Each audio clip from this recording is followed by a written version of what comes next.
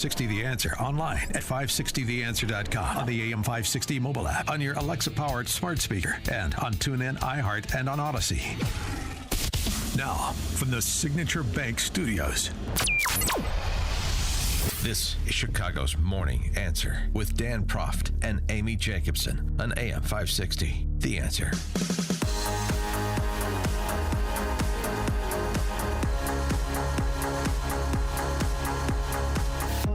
Top of the morning, Dan and Amy. So let me pose this hypothetical that I posed last night's cigar night with Dennis Prager. Yes, what is that? Before we went on that bender. And he made me late for work. I know. Is that where you were? He's a party animal. Well, he's a mensch, but he's also a party animal. I mean, you're just here in between events, right? Yeah. That's what's going on with your life. You're at the debate party and then cigar night. Yeah. All right, so here's the hypothetical. Okay. You understand, it's been widely reported, the conditions of Trump's bond, right, with respect to social media posting on Truth Social, now on Twitter since he's back. Yeah, he hasn't tweeted since 2021. He tweeted his mugshot last night with the caption, "Election interference, never surrender, DonaldJTrump.com." Mm-hmm. Never surrender. I mean, that alone could get his bond revoked. But anything that Fani Willis considers threatening or tampering, go to the court, go to the judge, and get his bond revoked. Then he's in prison without access to social media, ostensibly. They wouldn't do that, would they? He's held over for trial. The whole "they wouldn't do that," would they? That's like so out the window. This is my point. This is why this ridiculous hypothetical I'm laying out, it's not possible.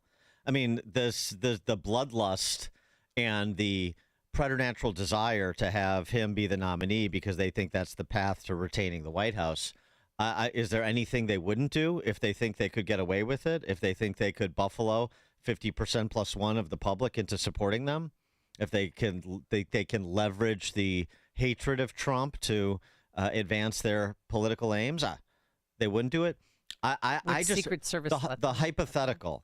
Hypothetical.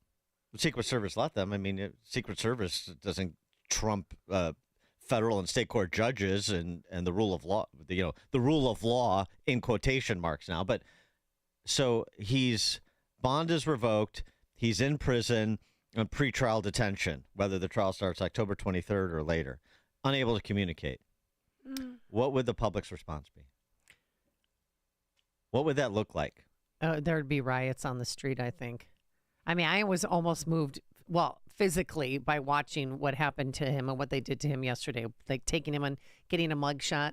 They didn't have to do that, but they wanted to send a statement that they mean business. I think there's many different ways. The only thing that would generate more support for Trump than these indictments would be something like that occurring, which is why, who knows, it may occur. I just imagine, I'm thinking this in my head, I just imagine that scene, that closing scene from Lean on Me. Morgan Freeman as Crazy Joe Clark. Yeah. He's sitting in a prison cell, and the students and supporters are gathering outside the prison, and they're chanting for his release.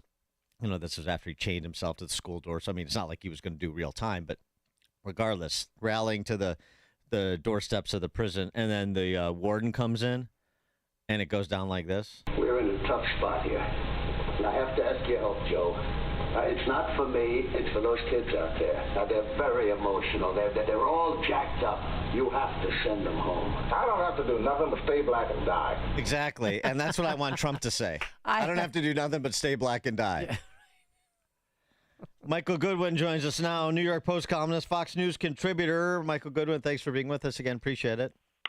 Always a pleasure. It's an interesting scenario you've painted. Don't you want to see a Crazy Joe Clark moment for Trump rallying around the prison in Atlanta? And I don't know. I mean, it could extend well beyond that. What I would think, you could have like the Dutch farmers. You could have farmers stop farming and truckers stop driving, and we're going to bring this whole damn thing to a halt until you release that man. It would be a moment. It certainly would be a moment, but I think before you got to it, The questions of free speech, the questions of history, of precedent. We seem to be breezing right by all of those. I mean, we're getting, the word unprecedented has become a cliche when it comes to the treatment of Trump. And look, I don't know if he committed crimes, but I do know that there seems to be an inordinate attempt to prove that he did. And so this sense of like, we're going to find everything, I think in the Georgia case, for example, if I'm not mistaken, 12 of the charges have to do with tweets. Yeah. Right. That's true. I mean, wait a minute. And as he said when he was, afterwards, I did nothing wrong. I contested the election. Stacey Abrams come to mind? Yeah, Hillary in Georgia. Clinton. Yeah. Yes, I mean, it's so all of this begins to feel like a huge mountain built on a very weak foundation. Well, I think that's the issue for me, and I think that's the issue for most Americans. It's not specifically whether Donald Trump actually committed a crime by the rule book. It's that they seem to be looking to do this in a way that the conclusion is already baked in. Now they're just looking for excuses. That's not a good feeling about our country. No, something else that exposes was written about in a great book 15 years ago by a lawyer named Harvey Silvergate. You probably remember 3 felonies a day. 3 felonies a day, how the feds target the innocent. And his point was to say, if the federal government zeroed in on you, any American, zeroed in on me today, just going about my business today, they could find 3 felonies for which to charge me. And that's what this feels like. And it's exposed, that the federal criminal law and a lot of state criminal laws that mirror it, the codes, it's just like the IRS code. It is unknowable. It is unintelligible, and thus it really isn't the rule of law. And so this is, I don't want to go so far as to say it's secondary whether he broke the law, but you understand that if you put this kind of scrutiny on anyone, the kind of conspiracy and racketeering charges that he's been charged with in Atlanta, ridiculous. If you put that kind of scrutiny on anyone in a position of decision-making in a business or in government, then you could charge them with crimes, and that's not the rule of law. That's not a free society.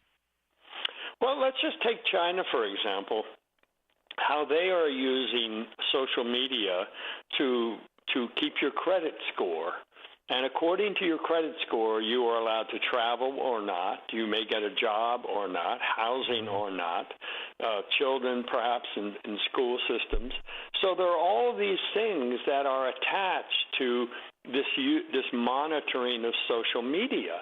And I think we're further down that road than we realize. I think that the criminalizing of tweets by a former president, if they can do it to him, as he often says, why wouldn't they do it to you? And I think we would be aghast to discover the things that are happening around the country where government takes offense at something somebody says, or particularly at a meeting or at a rally or a protest or online, and turns it into a crime. This is a very frightening thought. Well, we had it with. It is about speech. Of course, we had it with the DOJ focusing on parents going to school board meetings, as potential domestic terrorists. Yes, and someone inside that criminal justice system said to me, that was a real tell about Merrick Garland, that he succumbed to the White House pressure, to the Democratic Party pressure to do that. And so if he would do that, what wouldn't he do? What pressure would he resist?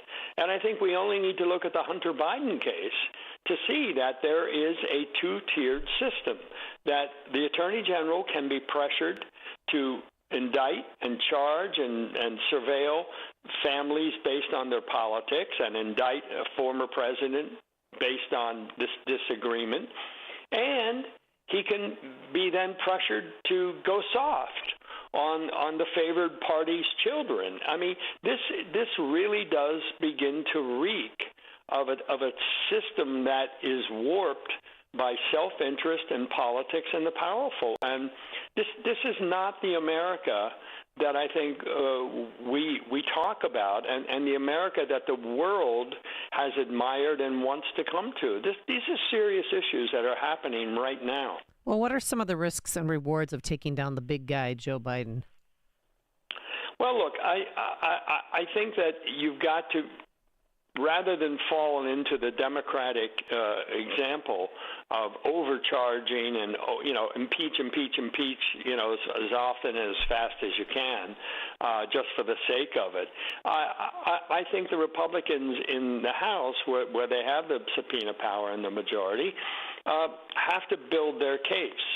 And I think that the point I wrote about in that column, Amy, the New York Times uncovered a real important fact, and this is the first time the Times has done any significant reporting on the Joe Biden scandal.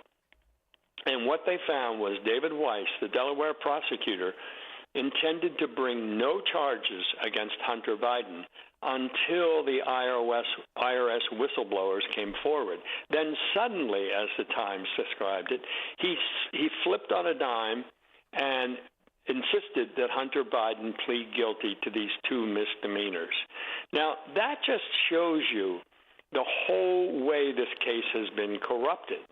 And then Merrick Garland, in a move that I'm sure he says to himself, aha, now I got them, he appoints David Weiss as special counsel, which means Weiss can't really testify to Congress.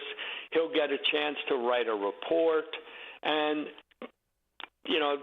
dollars to donuts, he will never, ever seriously indict Hunter Biden for any crimes. And he will never, ever come close to the question of Joe Biden's involvement. That's the scenario that the Democrats are trying to lock in until the election is over. And I think it's up to the Republicans to find ways to defeat that so that the truth can come out before the election. I was just going to say, is the Republican primary over, do you think? No. Well, look, I would give it until Iowa. I think we've got about almost 5 months to go. My view of the debate was that there wasn't anything in there that would shake up the order of things, which has Donald Trump with a commanding lead nationally as well as the first few states. And you guys both know that if a candidate doesn't come out of Iowa and New Hampshire looking strong, he or she is not going to get any money. And they're going to die not because they didn't get votes, but because they can't afford to campaign anymore. And I think those two states are really crucial now. So you have Trump, and then you have this fight for second place to be the non-Trump candidate. And I don't think, there was a lot of shouting and fighting and some good back and forth, but I don't think anybody established themselves as the clear alternative to Trump in that debate. Well, right, and DeSantis may have the money to go a long way, even if he doesn't perform well in Iowa and New Hampshire, and if he's in second place, then that'll at least keep things interesting. But it seems to me now this is really going to have to be there's going to have to be something that occurs to, as you say, shake up the race that has nothing to do with the other candidates. It's going to have to be something that occurs with Trump's various legal battles, maybe a trial that starts. I can't imagine that his lawyers would allow a trial to start before the end of the year, much to the chagrin of Fani Willis, but maybe that happens. Something that happens in a courtroom, something that happens with respect to his legal prospects that makes people take pause of Trump as the nominee again. I just think right now it's out of the hands of the other candidates. And I think that's a good way to put it because as I've written in the beginning, the DeSantis and the other campaigns, they thought that roughly 25% of the Republican Party was staunchly pro-Trump and could not be shaken, that anything above that in the polls was soft and persuadable. Well, that was how they started this year, but here we are in late August, and Trump's support has grown, and I would argue it has hardened, and that much of that so-called soft support is not soft support after all. Perhaps it was the indictments that certainly played a role, the sense of persecution as well as prosecution. But whatever the case, it's a very small group now of gettables for any other single candidate. Now, with the large fields, at some point, if the field reduces to 2 or 3 alternatives to Trump, or 1 or 2, then we'll see what the real numbers are. But right now, you're right. Getting Trump, who's getting close to 60% in most of these polls, getting him below 50 is the first challenge, and I don't think that debate achieved that. Michael Goodwin, New York Post columnist, Fox News contributor. Thanks as always for joining us. Appreciate it. My pleasure. Thank you both. Thank you. And he joined us on our turnkey.pro answer line. This is the morning show more Chicago radio listeners are choosing. This is Chicago's Morning Answer on AM 560. The Answer. Ask any old football player or fan, and they'll tell you offense wins games, but defense wins championships. Sean Thompson here, and you know who else knows that. It's Tom Fortino of Alpha Wealth Group. He knows winning doesn't just happen. It's a result of having a good coach who draws up the right strategy and then makes adjustments along the way.